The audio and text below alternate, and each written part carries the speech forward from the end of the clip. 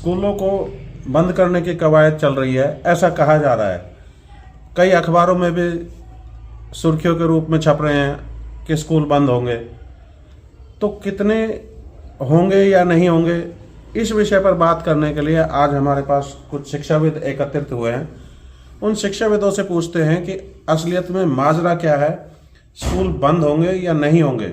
कुछ छोटे स्कूल भी चल रहे हैं जिनको सरकार कह रही है कि इनको बंद करेंगे। कुछ बड़े स्कूल भी है जो मान्यता नहीं ले पाए, उनको भी कहती है सरकार बंद करेंगे। पर पता कुछ नहीं लग पा रहा क्योंकि असमंजस की स्थिति है। तो इस असमंजस की स्थिति को लेकर आज शिक्षाविदों के बीच में पहुंचे हैं। तो आइए जानते हैं कि असलियत में माजरा क्या है। सर, आप बताइए कि माजरा क्या है। स्कूलों को बंद करने की जो बात सरकार कर रही है, तो स्कूल तो शिक्षा के घर होते हैं, शिक्षा के मंदिर होते हैं। सरकार क्यों कुठाराघात करती है शिक्षा को लेकर? सर, सबसे पहले तो बहुत बहुत शुक्रिया, आप हमारी आवाज उठा रहे हैं। यदि मैं मुद्दे की बात करूं तो फिलहाल 1 महीने से 1.5 महीने से, लगभग लास्ट 1 या 1.5 महीने से हम जैसे जो छोटे स्कूल वाले हैं उनको तो बिल्कुल भी रात को नींद नहीं आ रही है। ऐसा कहा गया, ऐसा बोला गया, कुछ बकायदा व्हाट्सएप ग्रुप में और पर्सनली कुछ ऐसे मैसेज भी आए जिनके माध्यम से यह साबित किया गया या कहा गया कि कोर्ट के ऐसे ऑर्डर हैं कि अब 31 मार्च के बाद न्यू सेशन में यानी 2024-25 में आप किसी भी कंडीशन से एक भी बच्चे का न्यू एडमिशन अपने स्कूल पे नहीं ले सकते। क्या ऐसा असलियत में कोई ऑर्डर आया है या किसी विशेष स्कूल के लिए आया है कि भाई फला फला स्कूलों में एडमिशन नहीं होंगे या किसी भी स्कूल में एडमिशन नहीं होंगे?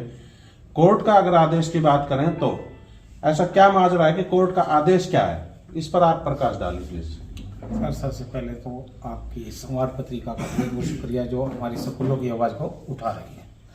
अभी तक कोई भी प्रकार का हमारे पास स्कूलों को बंद करने का नोटिस नहीं आया है और ना ही कोई मैसेज आया है हमारे पास। और सभी स्कूल अच्छा काम कर रहे हैं और आजकल एग्जाम के दिन चल रहे सभी उसी में बिजी हैं और बढ़िया काम कर रहे हैं, बच्चों को शिक्षा दे रहे हैं।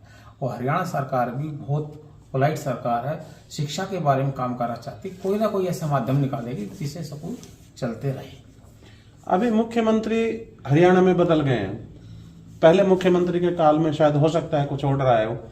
तो आपको लगता है कि जब सरकार बदल जाती है, सरकार तो एक पार्टी की है पर सरकार में नुमाइंदे बदल गए हैं, मंत्रियों के दायित्व बदल गए हैं, तो ऐसे हालात में जैसे पहले शिक्षा मंत्री कंवरपाल गुर्जर थे, अब किसी और को शिक्षा मंत्री बनाया जाएगा, पहले मुख्यमंत्री खट्टर थे, अब नायब सिंह सैनी को बनाया गया, तो ऐसे हालात में आपको लगता है कि कुछ परिवर्तन होगा? सबसे पहले तो मैं पत्रिका संवाद और यशपाल जी का धन्यवाद करना चाहूँगा कि उन्होंने ऐसे मुद्दे को उठाया जो हमारे रोजगार से जुड़ा हुआ है। और सिर्फ स्कूल ओनर्स के रोजगार से ही नहीं, हमारे स्कूल में 10-15 अध्यापक अध्यापिकाएं भी काम करती हैं। तो अगर गवर्नमेंट ये कहे कि हमारे जैसे स्कूलों को वो बंद कर देगी, तो मैं आपको ज़मीनी हकीकत बता दूं कि गुड़गांव में ही कम से कम 1200 से 1500 स्कूल और पूरे हरियाणा में कम से कम 10 से 15 हज़ार स्कूल होंगे और जिनमें लाखों बच्चे पढ़ते हैं और हजारों अध्यापक अध्यापिकाएं कार्यरत हैं, जिनके रोजगार की जिम्मेवारी भी सरकार को वहन करनी चाहिए। तो हम समाज के लिए बहुत अच्छा कार्य कर रहे हैं। हम बहुत छोटी स्मॉल फीस लेते हैं, 400-500 रुपए में हम बच्चों को पढ़ाते हैं, जबकि सरकारी स्कूल में एक बच्चे का खर्च काफी ज्यादा आता होगा, लेकिन हम अपने खर्चे खुद वहन करते हैं, छोटे स्कूल चलाते हैं, लेकिन उसके बावजूद भी हमारे को परेशान किया जाए तो ये अच्छा नहीं है। लेकिन मेरा पर्सनल ये है कि मुख्यमंत्री, हरियाणा मुख्यमंत्री जो है वो चेंज हुए हैं और इनका जो पिछला बैकग्राउंड है नायब सिंह सैनी जी का, तो ये बिल्कुल छोटे स्केल से बिल्कुल जमीनी नेता हैं और ये हमारी जो प्रॉब्लम्स हैं उनको बिल्कुल समझेंगे और हम उनसे भी रिक्वेस्ट करेंगे कि हमें कृपया करके परेशान ना किया जाए। राइट टू एजुकेशन एक्ट एक ऐसा एक्ट है जिसमें पेड़ के नीचे पढ़ाने की भी अनुमति मिलती है, ऐसा कहा गया है। और ऐसा भी कहा गया है कि 1 रूम 1 क्लास, ऐसा भी कोई प्रोविजन किया गया है। तो इस तरह का जब सरकार ने प्रोविजन किया हुआ है राइट टू एजुकेशन एक्ट के अंदर, तो फिर सरकार को बंद करने की नौबत क्यों आती है? और दूसरा क्वेश्चन ये है कि शिक्षा देना सरकार का कार्य है, सरकार शिक्षा नहीं दे पाती तो प्राइवेट स्कूल पनपते हैं।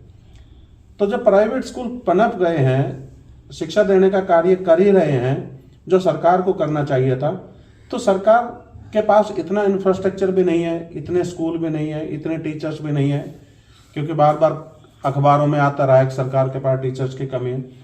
तो फिर सरकार क्यों बंद करे स्कूलों को? अच्छा है, सरकार का काम आप लोग कर रहे हैं। सबसे पहले संवाद पत्रिका का धन्यवाद, यशपाल जी का धन्यवाद, जिन्होंने हमको यहाँ बुलाया, हमारी बातें सुन रहे हैं। वैसे शिक्षा के बारे में कह सकता हूँ कि शिक्षा ऐसी चीज़ नहीं जिसको बंद किया जाए। पहले पेड़ों के नीचे लोग पढ़ाया करते थे, घरों में पढ़ाया करते थे, गुरुकुल हुआ करते थे, शिक्षा के लिए लोग वहाँ जाते थे। अफसोस तो जब होता है एक एक गली में 10-10 शराब की दुकानें हैं, उन्हें कोई बंद नहीं कराता। बहुत सी ऐसी चीज़ें नाजायज़ हैं जो समाज के हित में नहीं है, लेकिन हम फिर भी उनकी ओर अग्रसर होते हैं। शायद उनको बंद होने की बजाय हमारे छोटे छोटे स्कूलों पर हम 10-20 आदमियों को रोजी रोटी देते हैं, बहुत कम फीस में अपने स्कूलों को चलाते हैं। इसलिए मेरी यही सरकार से अनुरोध है कि हम छोटे स्कूलों की मदद की जाए। हम बिल्कुल बंद होने के कगार पे आ रहे हैं, हम भयभीत हैं। हम कुछ पढ़ा भी पाए, क्या होना है, बंद होना है, नहीं होना, इसके बारे में मुख्यमंत्री साहब से अनुरोध है कि वो हमारे स्कूल के लिए उचित कदम उठाएं। सरकार के पास कोई विकल्प क्या है? आपको कहा गया हो कि विकल्प क्या होगा? जो मुझे सुनने में आया, मुझे पता चला है कि सरकार कहती है कि इनको सरकारी स्कूलों में भेज दो, पर मुझे ऐसा भी जानकारी मिली है कि सरकारी स्कूलों में तो जगह नहीं है इतनी कि ये आपके पास जो लाखों बच्चे पढ़ रहे हैं सारे के सारे गुड़गांव में सरकारी स्कूल में शिफ्ट हो सके, और आपके पास इंफ्रास्ट्रक्चर इतना बढ़ नहीं सकता जितनी सरकार कहती है कि जमीन ज़्यादा होनी चाहिए, तो आप गुड़गांव जैसे शहर में जमीन खरीद पाए, इतना आप लोगों का भी बजट नहीं है। तो सरकार के पास क्या विकल्प है कि सरकारी स्कूल में भेजने का विकल्प है या किसी बड़े स्कूल में भेजने का विकल्प है बच्चों का, और आपकी प्रॉब्लम क्या है? ये सबसे पहले तो पत्रिका संवाद एक अच्छा विषय आज का कि कैसे प्राइवेट स्कूलों को बचाया जाए।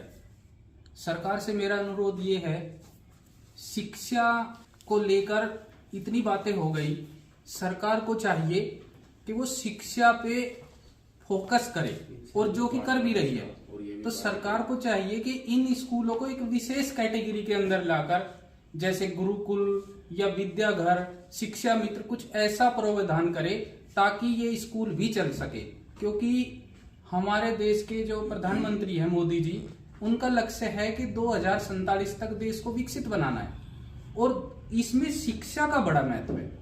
शिक्षा अगर अच्छी होगी तो देश विकसित बनेगा, और ये स्कूल बहुत अच्छा काम कर रहे हैं और एक विशेष वर्ग को स्कूल ये पढ़ा रहे हैं। तो सरकार से मेरा अनुरोध है कि वो इस ओर ध्यान अपना आकर्षित करे कि ये एक विशेष वर्ग के बच्चों को बहुत ही कम फीस में एक उच्च क्वालिटी की शिक्षा दे रहे हैं। और पत्रिका संवाद का एक बार मैं फिर धन्यवाद करना चाहूंगा कि बहुत अच्छा विषय उन्होंने आज ये उठाया है। भारत के प्रधानमंत्री अक्सर ये कहते आए हैं कि प्रेशर फ्री एजुकेशन हो, लेकिन ऐसा अक्सर लगता है कि जब मार्च का महीना आता है, फरवरी का महीना आता है, जब बच्चों के एग्जाम चल रहे होते हैं, तो बच्चे एग्जाम की स्ट्रेस ले रहे होते हैं, ऊपर से उनको ये सुनने को मिलता है कि तुम्हारा स्कूल बंद होगा, तो ऊपर से उनको ये भी कई बार सुनने को मिलता है कि अब तुम एग्जाम भी नहीं दे पाओगे। तो बच्चों की मनोस्थिति क्या होती होगी? क्या वो प्रेशर के बिना रह सकता है? प्रेशर तो इस वक्त पड़ता ही होगा उसको। तो ऐसे ये प्रधानमंत्री की विचारधारा के कहीं विरुद्ध तो नहीं जा रही है हरियाणा सरकार? इसके बारे में आपका क्या सोचना है? हरियाणा सरकार प्रधानमंत्री की अवहेलना नहीं कर रही, बल्कि वे चाहती है कि हरियाणा में शिक्षा का स्तर ऊपर हो और निर्भय होकर बच्चे पढ़ें, विदाउट स्ट्रेस पढ़ें। और सरकार ने यही चाहिए कि इन दिनों में बच्चों को स्कूल को फ्री छोड़ देना चाहिए, और सभी स्कूल वालों से मिलकर ये सलाह लेनी चाहिए भाई आप किस प्रकार अच्छी शिक्षा दे सकते हैं और किस प्रकार हम बच्चों को ज़्यादा से ज़्यादा शिक्षित करें, ज्ञान अर्जित करें। सभी स्कूल को इकट्ठा करके सबकी समस्याओं को सुने और उनका समाधान करें, ताकि हर स्कूल, छोटा स्कूल चले, सभी स्कूल ज्ञान का दान कर रहे हैं और सबकी समस्या सुननी चाहिए, ताकि भारत का हर नागरिक जो पीछे लाइन में खड़ा है उस बच्चे को भी ज्ञान मिलना चाहिए, ताकि वो अपना भविष्य सुधार सके। भविष्य को ध्यान में रखते हुए कभी भी सरकार ने यह निर्णय नहीं लेना चाहिए भी किसी स्कूल के एग्जाम नहीं होंगे। बल्कि ये खुलकर कहना चाहिए कि गुरुकुल का जब एग्जाम हो रहा है, मदरसों का एग्जाम हो रहा है, तो इन छोटे स्कूलों का भी एग्जाम होना चाहिए। छोटे स्कूल के तहत या शिक्षा मित्र के तहत या शिशु शिक्षा घर के तहत इनको रजिस्ट्रेशन करके सबको मान्यता देनी चाहिए और सभी के बच्चों को एग्जाम देने की परमिशन हो और सभी के स्कूलों को टीसी काटने का अधिकार हो और उस टीसी को हर जगह वैलिडिटी मिले। जब कॉलोनी बसती है तो उसके लिए कुछ क्राइटेरिया फिक्स होता है।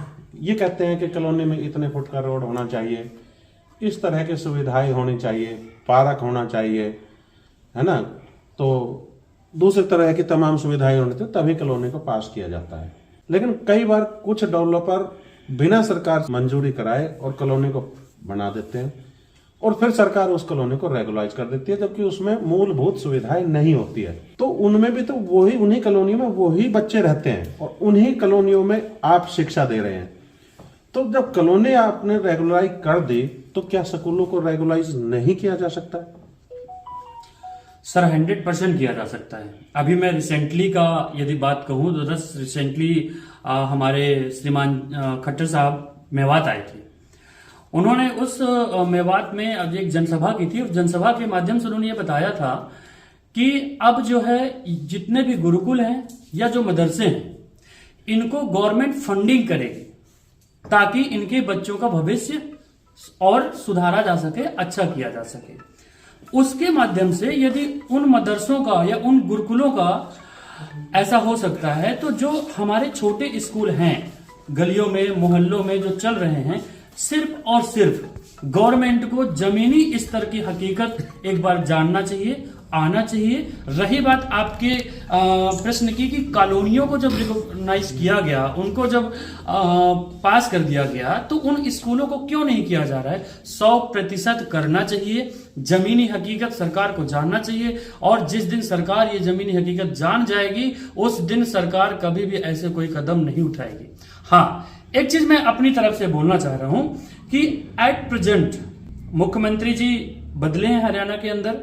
जहां तक मैं समझ पाया हूं, जो मेरी राय है, खट्टर साहब ने भी एजुकेशन के पीछे बहुत अच्छा योगदान दिया है। सिर्फ हरियाणा की बात करूं मैं तो हरियाणा एजुकेशन के मामले में बहुत सारे स्टेटों को पीछे छोड़कर बहुत आगे निकल चुका है। देश के अंदर नई शिक्षा नीति जो गवर्नमेंट ऑफ इंडिया ने चालू किया, उसको सबसे पहले हरियाणा के अंदर उसका इम्प्लीमेंटेशन किया गया है। ये एक सबसे बड़ी जीत है हमारे हरियाणा की, खट्टर साहब की।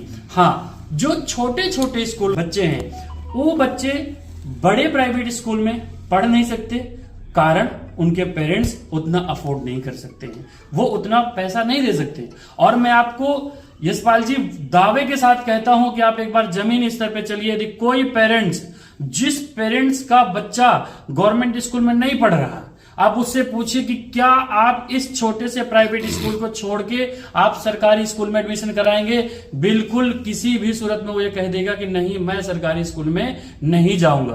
प्राइवेट बड़े स्कूल में आपको जब किसी तरह का कोई नोटिस, अभी तक आपको चस्पा नहीं दिया गया आपके गेट पर, किसी तरह का नोटिस आप अखबार के द्वारा सर्कुलेट नहीं किया गया, न्यूज आई है, नोटिस नहीं आया है, तो फिर आप लोग इतने डरे सहमे कि आप क्यों सोचते हो कि सरकार स्कूल बंद करेगी? ऐसा क्या मानना है आप लोगों का?